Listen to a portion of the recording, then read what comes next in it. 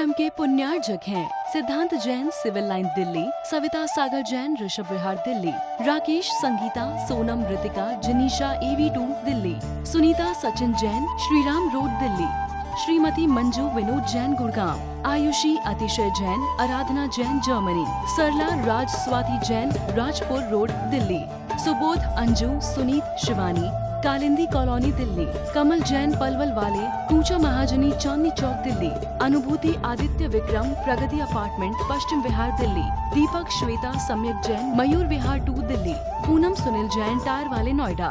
वंदितु सौविसिद्धे ध्रुविमचल मनोभवं गदिं पते गोच्छामि समय पाहुड मृणिमो सुध केवली भणिदम्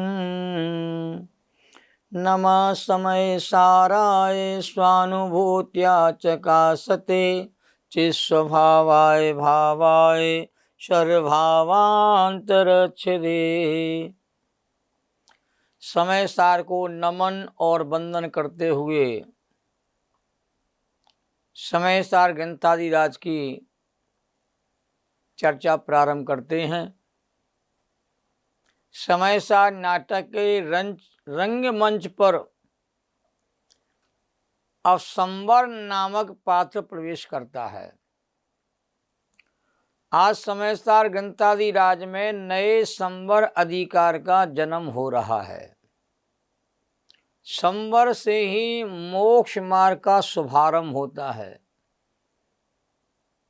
संवर ही आत्मानुभूति का मार्ग प्रशस्त करता है। संवर से ही वीतराग धर्म की अनुभूति जीव को होती है। संवर के बिना कोई धर्मात्मा नहीं होता। संवर के परिणाम से जीव अंतरात्मा होते हैं और अंतरात्मा ही परमात्मा बनते हैं। इस संवर अधिकार में सभी मलिन विकारी विरोधी भावों से भेद विज्ञान कराया गया है। यद्यपि संपूर्ण समय सार के सभी अधिकारों में सभी मिथ्या बुद्धियों और रागादि भावों से भेद ज्ञान कराया है। बुद्धियां 5 प्रकार की कही जाती हैं। एकद बुद्धि है, ममत बुद्धि है, स्वामित्व बुद्धि है, कर्तृत्व बुद्धि है, भोक्तृत्व बुद्धि है, अपनत्व बुद्धि है। ये सारी बुद्धियां मिथ्यात्व के परिणाम का ही स्वरूप है। इन सारी बुद्धियों से हमारा भगवान आत्मा भिन्न है, जुदा है, पृथक है। और रागादि विकारी भावों से भी मेरा आत्मा कहते हैं शून्य है। रागादि परिणाम आत्मा में होते हुए दिखाई देते हैं, पर रागादि परिणाम आत्मा की स्वभाव की प्रसिद्धि नहीं करते। ये रागादि भाव मलिन भाव हैं जो आत्मा के स्वभाव को तुरूभूत कर देते हैं। रागादि भावों को अवैध परिणाम कहा गया है और इन रागादि भावों से आत्मा की भिन्नता का ज्ञान संपूर्ण समय सार ग्रंथ में कराया है। तो संपूर्ण ग्रंथ भेद विज्ञान के लिए समर्पित है। तथापि इस संवर अधिकार में भेद विज्ञान की विशेष महिमा गाई गई है। भेद विज्ञान के गुण गाए गए हैं। भेद ज्ञान के बिना दुख किसी का मिटता ही नहीं है। दो द्रव्य की भिन्नता भाषित हुए बिना किसी का मोक्ष मार्ग कहते प्रारंभ ही नहीं होता है। संवर अधिकार सबसे छोटा अधिकार है और सबसे ज्यादा महत्वपूर्ण अधिकार है। छोटा होकर के सबसे श्रेष्ठ है। पहले आपने सुना होगा, सतसैया के दोरे ज्यों नावक के तीर, देखन में छोटे लगे घाव करें गंभीर। कबीर के दोहे भी कहते छोटे तो हैं, दो दो लाइनों के, और बहुत अध्यात्म के रहस्य को उन्हें भरा गया है। ऐसी संवर छोटा अधिकार है, महासमाधिकार में 12 गाथा मात्र के लिए, और 12 गाथाओं के माध्यम से वेद ज्ञान का चरम उत्कर्ष कहते हैं, उसमें प्रतिपादित किया गया है। संवर की उपलब्धि कैसे होती है, ये विषय अच्छे ढंग से समझाया गया है। इसके बिना धर्म की शुरुआत नहीं होती। तो 181 गाथा से लेकर के 192 गाथाओं में अधिकार फैला हुआ है। हर गाथा में वेद विज्ञान का यशोगान किया गया है और वेद ज्ञान का अभिनंदन किया गया है। टीकाकार ने अभिनंदन शब्द डाला हुआ है। तो वेद विज्ञान का अभिनंदन करते हैं, यशोगान करते हैं, वेद ज्ञान के कहते हैं गुण गाते हैं। इस प्रकार यह अधिकार वेद विज्ञान के अभिनंदन करने का अधिकार है। आत्मज्ञान टीका में अन्य अधिकारों के समान ही इस अधिकार का आरंभ भी मंगलाचरण के रूप में ज्ञान ज्योति के स्मरण से होता है। टीकाकार ने हर अधिकार में शुरुआत में ज्ञान ज्योति का कहते अभिनंदन किया है, ज्ञान ज्योति को नमस्कार किया है। इस अज्ञानी आत्मा पर अनादिकाल से आश्रव भाव ही कहते छाया हुआ है। राग आदि विकारी भाव में यह अज्ञानी लौट रहा है, उसमें लिप्त हो रहा है, अपने को रागादि रूप अनुभव करता है। और राग से भिन्न जो ज्ञान हमारा स्वरूप है उसको कहते हैं कहीं पहचान नहीं पाता। इसलिए अनादि अज्ञानी जीव के संवर तो आज तक प्रकट ही नहीं हुआ, और अपने जन्मजात विरोधी संवर को प्रकट नहीं होने देने के कारण आत्म रूपी योद्धा अत्यंत मदोन्मत्त हो रहा है। और ऐसे आत्म रूपी योद्धा को जड़ मूल से उखाड़ने के लिए नित्य विजय प्राप्त करने वाले संवर को उत्पन्न करने वाली ज्ञान ज्योति का कहते यहां स्मरण किया गया है। छोटा सा दोहा मैंने तैयार किया है। संवर धर्म का मूल है, संवर ही मोक्ष मार्ग, संवर के प्रगट बिना है संसार का मार्ग। संवर अधिकार की मूल गाथाएं प्रारंभ करने के पहले टीकाकार अमरचंद देव कहते हैं कि संपूर्ण कर्मों का संवर कराने का उत्कृष्ट उपाय वेद विज्ञान है, और उसका आचार्य देव अभिनंदन करते हैं। न संवर के गीत गाते हैं, संवर की महिमा को बताते हैं। संवर के बिना किसी का दुख मिटता ही नहीं है। कर्म आते रहेंगे, बनते रहेंगे तो संसारी आत्मा बना रहेगा, भटकता रहेगा, दुखी होता रहेगा, आकुलता पीड़ित होता रहेगा। तो रागादि विकारी भाव को रोकने का उपाय तो सीखना पड़ेगा। रागादि भाव होते रहेंगे तो कर्म बंधन की धारा बहती रहेगी, और रागादि को होने से रोक दिया जाएगा तो संवर के माध्यम से यह जीव कहते हैं अतिंद्रिय अंत अनुभव करता है। आपने 6 ढाला पढ़ी होगी।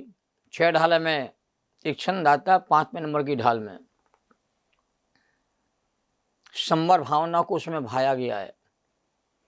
जिन्हें पुण्य पाप नहीं कीना, आत्म अनुभव चित दीना, तिन्हें ही विधि आवत रोके, संवर लाई सुख आवे लोके।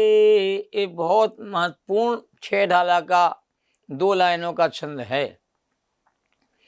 कुछ जी पुण्य पाप के परिणाम नहीं करता, अपने चित्त को आत्मा के अनुभव में लगाता है। जब आत्मा के अनुभव में चित्त हमारा कहते हैं जुड़ जाता है, एकाग्र हो जाता है, इसी विधि से कर्मों का आना रुकता है, तभी संवर की उपलब्धि होती है। संवर की उपलब्धि होने पर वो आत्मा के आनंद का अनुभव करता है।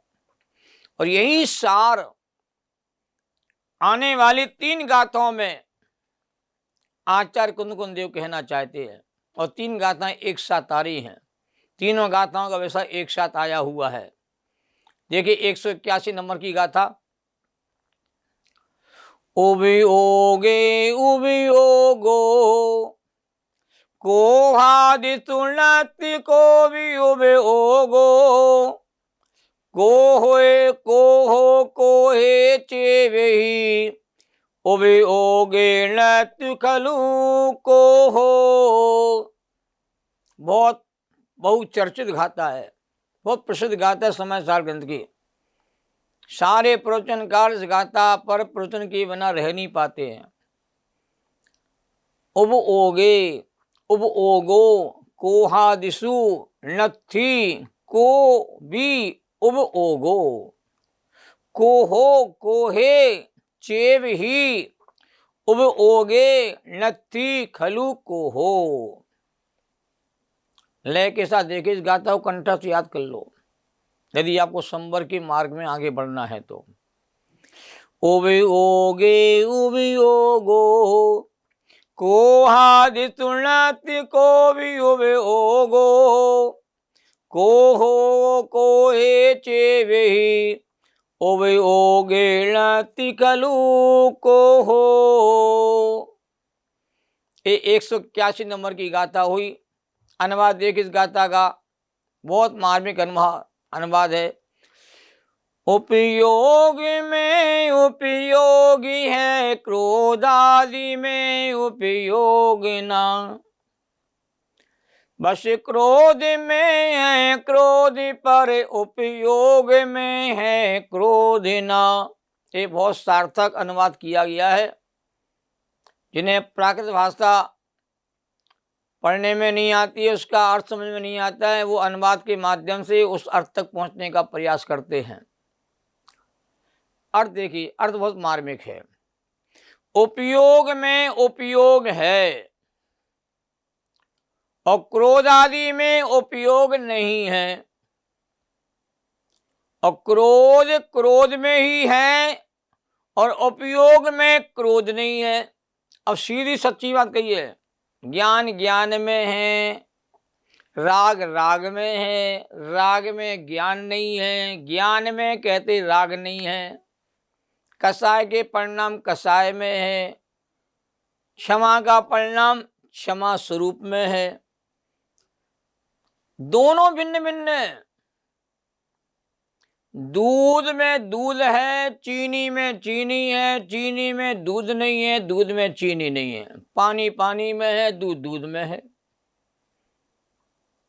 ये भिन्नता पकड़ में आना चाहिए। गर्माहट अग्नि का रूप है, जो गर्माहट अग्नि में है, और दूध का सफेद पने का जो रूप है वो दूध के भीतर है। तो सिंपल बात कही जा रही है, बिल्कुल सहजता से आचार्य कुंद देव कह रहे हैं कि उपयोग में उपयोग है, ज्ञान में ज्ञान है, क्रोध क्रोध में है, क्रोध में ज्ञान नहीं है, और ज्ञान में कहते क्रोध नहीं है। दोनों कहते हैं साथ में रह करके भी दोनों अलग अलग हैं। मिठास चीनी में घुली, मिठास या चीनी दूध में भी कहते मिली होने पर भी कहते वो भिन्न ही रहती है। बहुत महत्वपूर्ण गाथा है। समयस्थान ग्रंथा राज्य की विशेष चर्चा हम आगे करेंगे। 182 गाथा देखो। अटव्यपे कम में लोकम में चाविलति उभयोगो उभोगम्य कम्मम लोकम्मम चाविलो अति। अटव्यपे कम में लोकम में चाविलति उभयोगो उब ओ गम्मीय कम्मम नो कम्मम चावी लो अथी। अटव्यपे कम्मे नो कम्मे चाविलति उब ओगो उब ओ गम्मीय कम्मम नो कम्मम चावी लो अथी। अब अनुवाद देखिए इसका। अष्टविध द्रव्य कर्म में नो कर्म में उपयोग ना, इसी ही तरह उपयोग में भी कर्मणा नो कर्मणा। इस गाथा का अर्थ देखिए, मूल अर्थ, इसी प्रकार 8 प्रकार के कर्मों में नो कर्म में उपयोग नहीं है और उपयोग में कर्म नो कर्म नहीं है। पहले भाव कर्म में उपयोग नहीं है कहा गया था, अब कहे द्रव्य कर्म में द्रव्य कर्म है, नो कर्म में नो कर्म है। द्रव्य कर्म में कहते उपयोग नहीं है, नो कर्म उपयोग नहीं है। उपयोग में कर्म और नो कर्म नहीं है, सब अपने अपने में रहते हैं, एक दूसरे में कोई प्रवेश नहीं करता है। यही तो भिन्नता की बात समय सार हमें समझा रहा है। 183 गाथा देखो। एदम तु अविरीदम नाणम जय्यादुहोदि जीवस्य तय्यान किंचि कुवदी पावम उपयोग सोदप्पा। एदम दु अविरीदम लाणम जय्या दु होदी जीवस्य तय्यान किंचि कुवदी भावम उपयोग शुद्धप्पा। एदम तु अविरीदम लाणम जय्या दु होदी जीवस्य तय्यान किंचि कुवदी भावम उपयोग शुद्धप्पा। अनुवाद देखिए।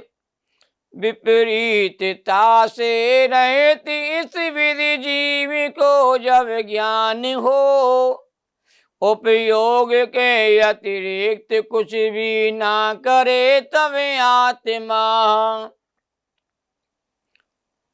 और देखिए, जब जीव को इस प्रकार का अविपरीत ज्ञान होता है, अर्थात यथार्थ ज्ञान होता है, तो उपयोग स्वरूप शुद्धात्मा उपयोग के अतिरिक्त अन्य किसी भी भाव को कहते नहीं करता। जब सम्यक ज्ञान हो जाता है कि क्रोध क्रोध में है, ज्ञान ज्ञान में है, द्रव्य कर्म में है, द्रव्य कर्म में उपयोग नहीं है, उपयोग में द्रव्य कर्म नहीं है, नो कर्म में कहते हैं उपयोग नहीं है, उपयोग में नो कर्म नहीं, ऐसा यथार्थ ज्ञान जिस जीव को हो जाता है, उपयोग स्वरूप शुद्धात्मा को ध्याता हुआ कहते हैं संवर के भाव को प्राप्त हो जाता है और आत्म भाव से छूट जाता है। अब इन तीनों गाथाओं में क्रोध आदि भाव कर्मों, ज्ञान आदि द्रव्य कर्मों को और शरीर आदि नो कर्मों से उपयोग स्वरूप शुद्धात्मा को भिन्न भिन्न बताया है। मेरा ज्ञान स्वभावी आत्मा सबसे भिन्न है, तीनों कर्म से भिन्न है। और कहा गया है कि उपयोग स्वरूप शुद्धात्मा एकमात्र उपयोग का ही कर्ता भोक्ता है। उपयोग स्वरूप आत्मा इन भाव कर्म का कर्ता भोक्ता नहीं है, द्रव्य कर्म का कर्ता भोक्ता नहीं है और नो कर्मों का कर्ता भोक्ता नहीं है, अपने उपयोग में परिणाम का ही कर्ता भोक्ता है। ये उत्कृष्ट चर्चा यहाँ पर की गई है। सहजानंदी शोध स्वरूपी अविनाशी में आत्मस्वरूप ज्ञानानंदे पूर्ण निराकुल सदा प्रकाशित चेतन रूप। इस कार्यक्रम के पुण्यार्जक थे सिद्धांत Jain civil line Delhi, Savita Sagar Jain Rishabh Vihar Delhi, Rakesh Sangeeta Sonam Ritika जनीशा AV2 Delhi, Sunita Sachin Jain Shriram road Delhi, Shrimati Manju Vinod Jain Gurgaon, Ayushi अतिशय जैन आराधना जैन जर्मनी, सरला राज स्वाति जैन राजपुर रोड दिल्ली, सुबोध अंजू सुनीत शिवानी कालिंदी कॉलोनी दिल्ली, कमल जैन पलवल वाले कूचा महाजनी चांदनी चौक दिल्ली, अनुभूति आदित्य विक्रम प्रगति अपार्टमेंट पश्चिम विहार दिल्ली, दीपक श्वेता सम्यक जैन मयूर विहार 2 दिल्ली, पूनम सुनील जैन टायर वाले नोएडा।